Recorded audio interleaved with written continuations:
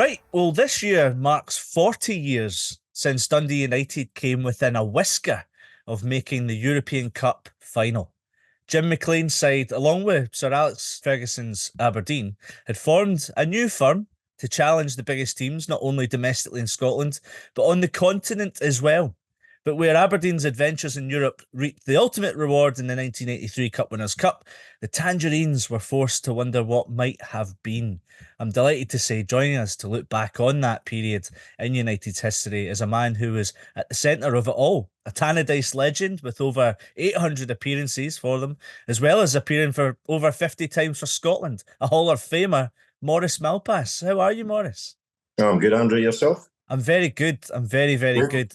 It's good to have you on to talk about one of the greatest eras of Dundee United's history. Yeah, I'm looking forward to it. I'm looking forward to see what rubbish you can ask me and what rubbish I can answer. It's a long time ago, so hopefully my memories isn't too bad. We'll take a step back before the Roma game, because the thing is, when most people delve into this story, thinking back that Dundee United reaching a European Cup semi-final, of course Dundee had reached quite deep into the European Cup as well in the 60s.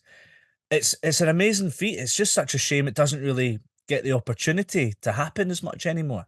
Well, I don't think it'll ever happen again, let's be honest. For a team, a provincial team like Dundee United to get to the semi-finals of the Champions League, as they call it nowadays, would be unheard of. We had a team that suited to play, the style of football that was played in Europe at the time. We had a team that suited to, we were down to a T, we could defend. And we had fantastic pace, we had Paul Sturrock, Ralphie Mull, Eamon Bannon, they could catch the pigeons. Honestly, we would just draw teams down on top of us and play them on the break, and 9 times out of 10 we won. Mm-hmm. We found it a lot easier playing away from home than we did at home when we played in Europe, I've got to admit. And it was great. We always went away on a Monday for a Wednesday evening game. Jim McLean wanted us to have an extra night to get used to the beds and everything. So we had 2-3 days of absolute hilarity. The boys were quite tight, plenty of banter, and we loved their football, obviously. So the three days we were away were always a blast. You've just spent a little bit of time reeling off some of the names that you were playing with that were in that squad throughout a lot of the 80s. So it was a team that was together for quite a long time. And they're not just, Dundee United royalty. They're names that everybody in Scottish football will know and remember and enjoy. Dave Narey and Paul Sturrock and yourself and Eamon Bannon, Hamish McAlpine. It was an incredible team that Jim McLean assembled. Obviously, you're in the midst of it. And to get into the European Cup, you won the league the year before. It's the one and only time Dundee United have won the top flight title in Scotland. Could you just give us a sense of what it was like being part of that group of players and being under such a legendary manager like Jim McLean as well? Like, what was it that set you guys, and maybe Aberdeen to a certain extent, apart at that time during the kind of mid to late 80s in Scottish football? Our strength was our teamwork. Our strength was fighting against wee Jim. Our strength was making sure we never let our teammates down. You hate to go into the dressing room after making a mistake. If you took us individually, if you take Paul Sturrock out of the equation, Ralphie Mullin out of the equation, and I'll say Davy Nair out of the equation because he's the best centre-half I've played with, the rest of us were probably better than average players, but that's about it. But when you put us together, our total was far greater than, the 11 or 12 individuals. We just gelled, we worked hard for each other, we enjoyed playing for each other. And Jim McLean was cute as a button in terms of how he went about motivating us, stirring us on. I never smiled, he was never happy, he was always wanting more, always demanding more. And we lapped it up, believe it or not. At times it became too much, at times you got slaughtered and you had to pick yourself up. Having said that, the rest of the team picked you up. If you had a really bad game on a Saturday or a Wednesday, the players picked you up the next morning or the next time you went into training. We were that close. Any time it was a European game, we had a Saturday night out prior to it. Any time somebody's wife was pregnant, we had a night out. Any time our kiddie was born, we had a night out. Any time somebody crossed the road and never got to a bus, we had a night out. We were close. We were close socially. Everybody stayed in Dundee. So it was a case, We met up in the pub, some pub in the town, and had a few beers and a carry on. And the banter got us through a lot of things as well. But how Jim had set us, how he set us up and how he wanted us to play, it became quite easy, actually, if I'm being honest. Simple to play. You got the ball forward, get the ball in the box, get attempts at goals, score goals, don't lose any goals. Simple. There was nothing fancy. And the training was short, sharp, very hard. And we were the fittest team in the world. If the training wasn't at a standard, they put cones out and we run. And I mean run. At times it was difficult. The majority of times, because of the players, because of the banter, it was great to go to training. And you handled the games. We enjoyed playing, or at least I enjoyed playing. So there was no ringleaders or anything like that. Obviously, you're the young pup of the crew. There's no ringleaders ringleaders try to lead the devil in your shoulder, try to lead you astray. Yeah, there was plenty of guys. Hamish was a character. Hamish is a character. He was a character. Yeah, Paul Sturrock was a bit of a cheeky imp that got away with murder. At that time, it was Trivial Pursuit. You either played cards or played Trivial Pursuit. The number of times the board got battered in the sky, there was arguments about the answers. It was scary. That's how we passed our time. There wasn't any Xbox or anything like that. It was equally special, just that title-winning season. It came down to the last day as well, didn't it, Maurice? Can you remind the listeners of what that last game was of the season to clinch it? Well, we went to Parkhead in April and beat Celtic 3-2, and we had been second or third most of the season, and that was us. We were suddenly top of the league, and our last game of the season was against Dundee at Dens, may I add, which we had a better record at Dens than we had at Tannadice playing against Dundee, believe it or not. So it suited us to a T. We obviously won the game. Ralphie Mull scored a spectacular goal, chipped the keeper from about 40 yards.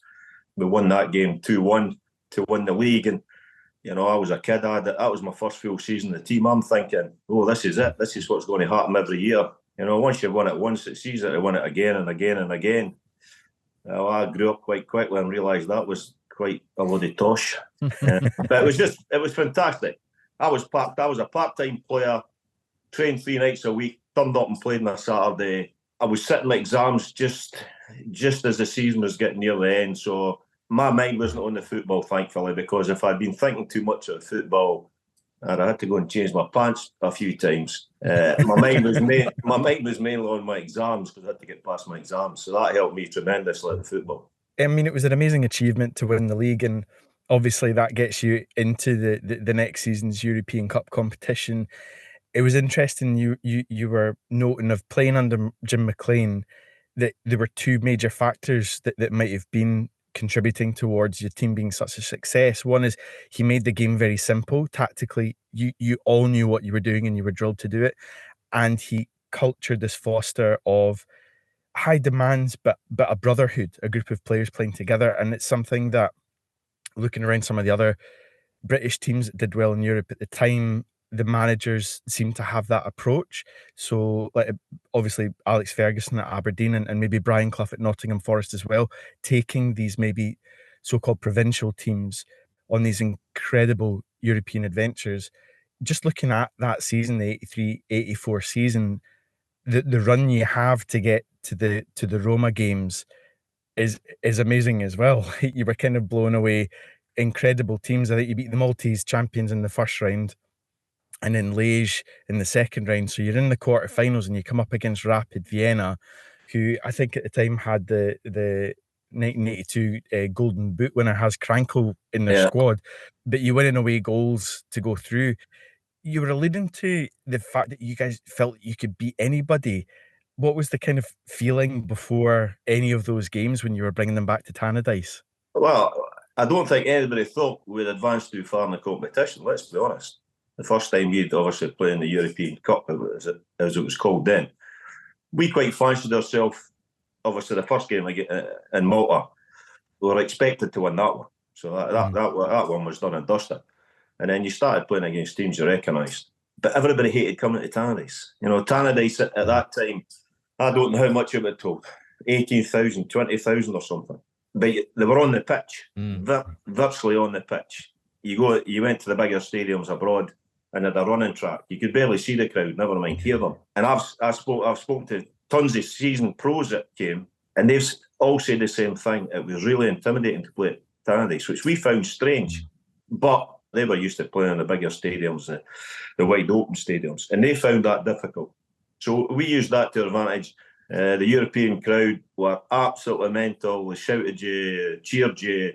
And it was one of these things Jim used to say, it's the first 20 minutes we'll win or lose the game with the crowd. And it was just, honestly, it was just get the ball on the box, fight for second balls, get attempts at goals. And it's amazing when you have 2 or 3 shots on target, how the crowd goes up and up and up. And it drove you on. And then we'd go away from home. And as I said before, we were quite relaxed playing away from home because we had pace, lightning pace, and we knew we could defend and we'd get through to the next round. Jim was a disciplinarian and really strict when it came to the training and things like that. But at the hotel, you got a bit of leeway. As long as you didn't take it too far or you caused any hassle. He was fine. But what he used to be the one that would scare the pants off us because he would come and batter us. Physically? He was the one that he would come in, you would get the curly finger and you would get a scud. which in those days curly finger. You got the curly finger, you got a scud, and he would mark your card, that's it, done and dusted, finished. One of the games, I think it was Standard Liège, I think Hamish had lost a bad goal on the Saturday and the younger ones were calling him everything, and he snapped and he chased us around the hotel. I remember I jumped into the room and shut the door, and the door fell on top of me. Hamish had the door in. He rolled my mattress up and threw it the window. So I walked through the main reception of the hotel with a mattress under my arm, carrying it. Guess who's sitting at the hotel door? Is Jim. Oh, no. So that was me. I had to explain why. I was giving Hamish too much stick, and I wasn't kind to him. So I got a baton for Jim for showing lack of respect for the senior players. He wasn't too bothered with my mattress was soaking, and I might not get a sleep that night. He just sorry. Everybody thinks it was doer, but no, the boys made it entertaining. Great times. Yeah. It's mad, really. And then when you go into the Roma game, there was a lot of pressure on Roma because the final that year was at the Stadio Olimpico.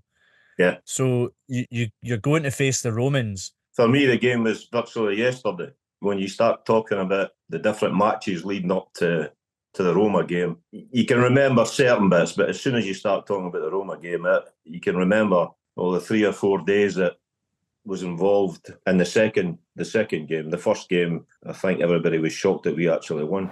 Out to Goff. Goff back in. Oh, chance for Bannon. Still not in, it's there. Davy Dart scores. It's the breakthrough United wanted. Looking for a second goal. There it goes, it's a goal. The goalkeeper absolutely nowhere.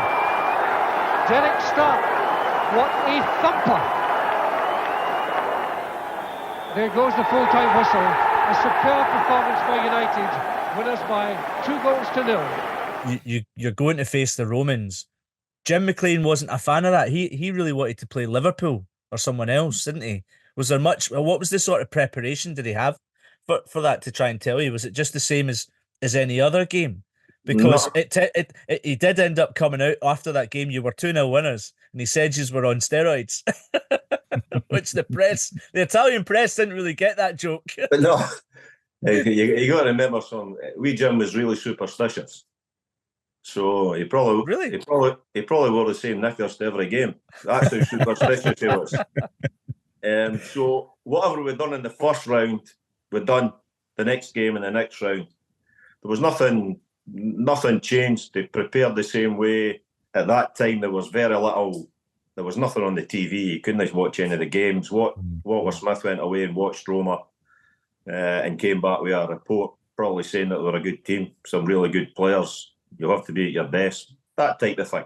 Nothing to scare you. Nothing that was, In the game at Tannadice, they had a few chances. We scored a couple of goals. After the game, I think Jim had a bad press conference that day when he was saying we were on steroids. Might have been on lager, but no steroids. you're a pop at a couple of players, or supposedly a pop at a couple of players, or the Roma team, or Italy, or whatever. And the Italian press made a big thing about it. When we went out to Italy, arrived on the Monday, it was a carnage at the airport. Bus was getting battered to bits driving to the hotel. The staff in the hotel were barely speaking to you, they were quite rude. The fire alarm went off about 1 or 2 in the morning the night before the game, which, we had that a few times. It was amazing how they stand outside for 2 hours or something, and there wasn't even a fire. But it was one of the things we just laughed about. It's happened other places we went to. The hassle, we never thought about it. And then we turned up at the game an hour and a half, maybe 2 hours before the game, and there was about 60,000 people there. I'd never seen so many people at a game sale in my life. Ecco, iniziato sul tabellone, sono le 15:29, comunque un minuto si può ben anticipare. Questa prima azione ce la dice lunga già sull'atteggiamento prudente, logicamente prudente dei campioni di Scozia. And they were throwing oranges and apples and everything at us. That's very healthy. John Hope was dealt with an orange that had been thrown to the Rose Edge, 55 miles away. It looked so. So that was a bit an eye-opener. But I've said it before, Dundee United losing 2-0 abroad, it have to be a really good team. Dundee United losing 3 goals abroad in a European game, for me, at that time, was a no-no. Sorezzo screaming for the pass, brilliant play, he can knock it inside, this could be the end. Penalty kick.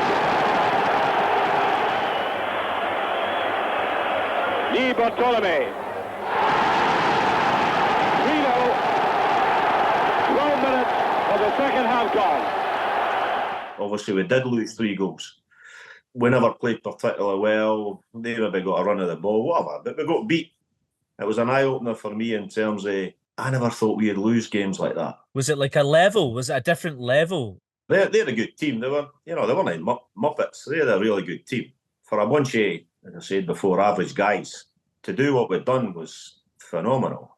How did you feel at the time? I mean, was there a sense that you'd just been beaten by the better team and you kind of gone as far as you could? Or what was there that disappointment for you and maybe within the squad that we could have gone further? Like, did you end up watching the actual final and were you going for Liverpool? I was on holiday and I watched the final, but it was amazing. The disappointment after the game was amazing. It was massive. A lot of people thought, it was great to get to the semi-final, but after winning 2-0 at Tannadice, and we played so poorly in Rome to lose 3-0, it was a massive downer. When we went back to the airport, the Italians made sure the plane wasn't there. We seemed to have been in the airport for ages, and Jock Stein was there as a friend of Jim McLean, and he took me aside. He came and chatted to me, and he told me in Rome airport that I was going to get capped for Scotland at the end of that season. So I went from the depths of despair to I couldn't wait to get home to tell my folks. Wow. It was strange for me. So I was on a major downer because it did start setting in. We'll never get to the final of the European Cup again. What a disaster we've had. And then the Scotland manager comes and says, I'm going to cap you at the end of the season, get your head up and get on with it. That must have been part of his management style, just to try and help you. That got me through a lot. Jim McLean was his assistant as well, wasn't he? Prior to that, when I went with the Scotland squad, wee Jim had just left, I think. He probably knew I was coming, so left. And then he'd had enough of me. So that was us. And I was getting married at the end of the season as well. I made my debut for Scotland on the Friday night in Marseille. After the game, I said to Jock Stein, Gaffer, I'm not good enough for this.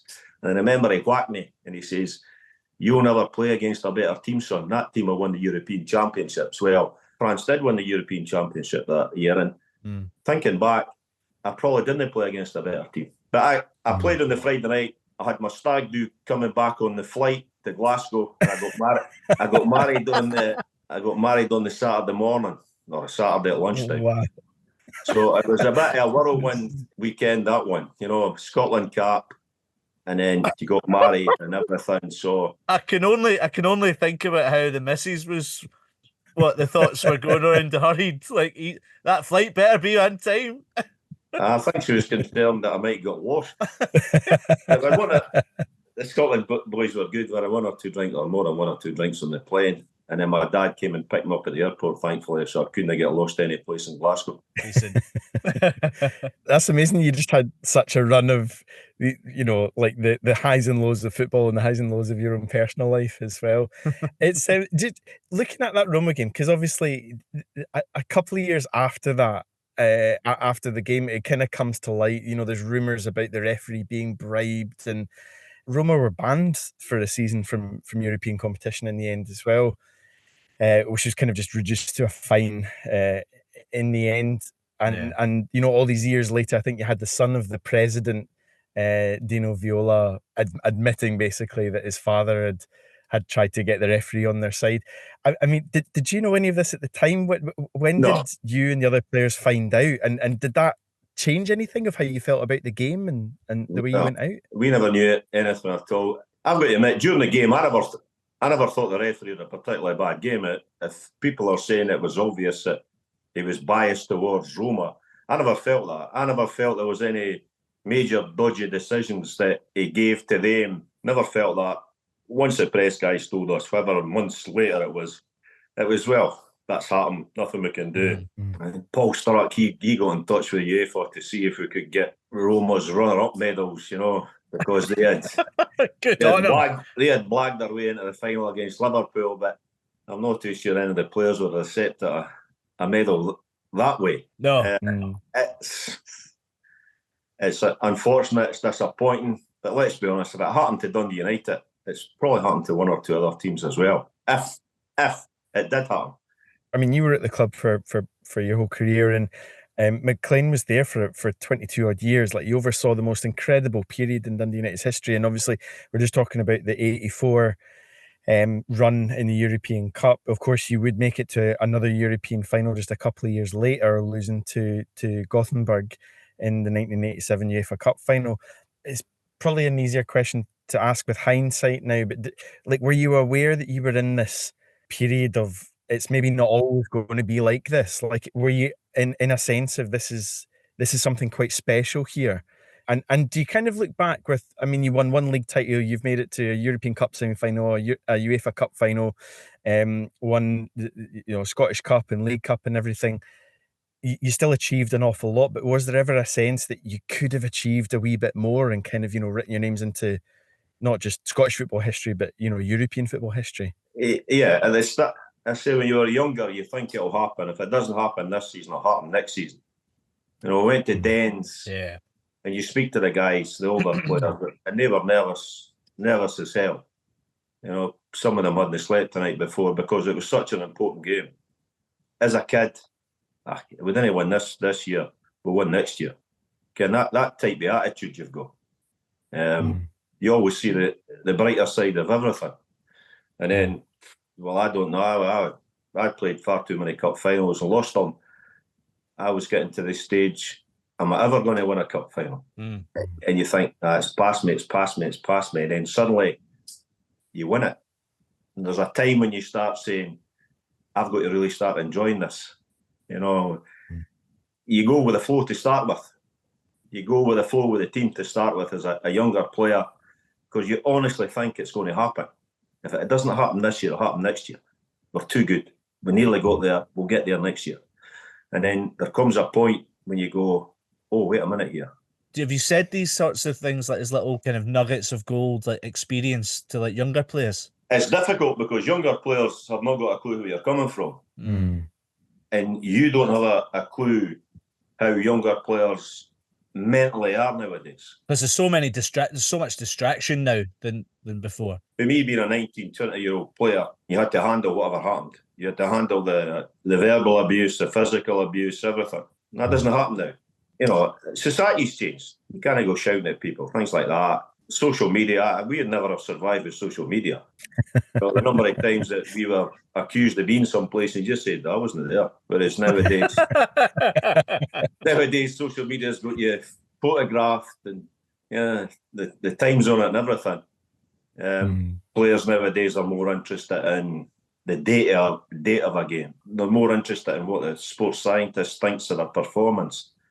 as opposed to what the manager thinks of your performance. And the Sky have got it to a T, haven't they? Number of times a player's crossed his legs or crossed his fingers, or every game, you know, the number of times he's passed it here, passed it there, passed it everywhere. I wouldn't get a game nowadays because my stats would be horrendous. And I get goals or didn't cross the ball in our box 25 times. Stats now, I wouldn't get a game. Not quick enough, not big enough, didn't score enough goals, didn't cross the ball into the box enough, didn't run enough. No, life's got changed completely when it comes to the football, innit? Are you saying in a kind of roundabout way that you're a massive advocate for less stats, more trivial pursuit for players now? Do you think that would be a good approach? Aye, we've got a trivial pursuit of Dundee United football. One Why question. not? There's a few clubs that have got their own monopoly. They probably have. They probably have, haven't they? Aye. They should have a Dundee United trivial pursuit. That's a great shout. Dundee United are kind of on the brink of coming back up by winning the championship. I mean, you're kind of Mr. Dundee United. You've been player, captain, manager. Like, what are your kind of feelings on United coming up this season? Obviously, it's important, I think, for a club like Dundee United to be in the top flight. And obviously they've had a number of seasons in the championship, which is not good for club finances. It's not good for the outlook of the club. Do you feel that maybe under the current manager and team that they've got what it takes to be able to cement their place in the top flight from next season and beyond? Well, I think they'll have to change their squad. When they get promoted, there's one or two that'll probably stay, one or two that'll probably go. Everything will come down to finance like it normally does. It's easy to say, I don't want Joe Bloggs, I want Pele. But can you afford Pele and will Joe Bloggs go? Simple as that. The personal experience, when a team gets promoted, you feel as though you should keep most of your team because they've done so well for you during the previous season. Dundee United's relied quite a lot on the younger ones this season, and they'll find that difficult going to the Premier League next season. That's a certainty. I think they'll have to sign one or two older heads, but Dundee United's remit this season was to get promoted. It looks as though they're going to do that. So you've got to give them a pat on the back. Guys like myself are saying that at times it isn't good to watch. But that's just being picky. If somebody says to me, you could watch crap every week, but they'll get promoted, I'll still go along and watch the crap because I want to see Dundee United back in the Premier League. I want to get back to derby games, stuff like that. You know, you got a full house at Tannadice and at Dens. That's the thing. I mean, Dundee themselves cementing sixth is a great achievement after promotion. You want Dundee United to try and beat that, and also probably beat Dundee too, because that's the beauty of Scottish football, is having these rivalries back in the top flight as well. So that's one to look forward to as well. Yeah, the biggest game in Dundee is playing the derby. Forget about Celtic and Rangers. The biggest game in Dundee is the derby match. Last one from me, Maurice. Just looking back at that time to finish off, did you get any praise from Dundee fans when you were doing well in Europe? Come on now. Okay. I think when Jim McLean, when you got to the semi-final, I saw a clipping of Jim saying, I think all Scottish football fans will give us that victory tonight. Or it might have been against Rapid Vienna. I just thought, surely no Dundee fans. I'm an avid golfer. I would get guys on a Sunday morning walking 3 or 4 fairways across to me to give me abuse, i.e. Dundee fans. Oh, yeah. If we ever lost, the Dundee fans would be across to tell me how bad we were. And if you ever lost a derby, the Dundee fans were waiting for you in the car park at the golf club. It's always good banter. It's never nasty, but it's always there, and that's a part of the game that I enjoy. That's a part of life I enjoy, the banter and that. Winning the league, there was no chance of any Dundee fan saying, there's a pint, well done. Let's be honest about that. And if it was, there would have been something in that pint. Aye. There's a pint, you asked me. I hate to think any Dundee United fan would go to a Dundee player and say, well done, lads, for being in the top 6 this year. I'll get you a pint. I'd hate to think that. Oh, God.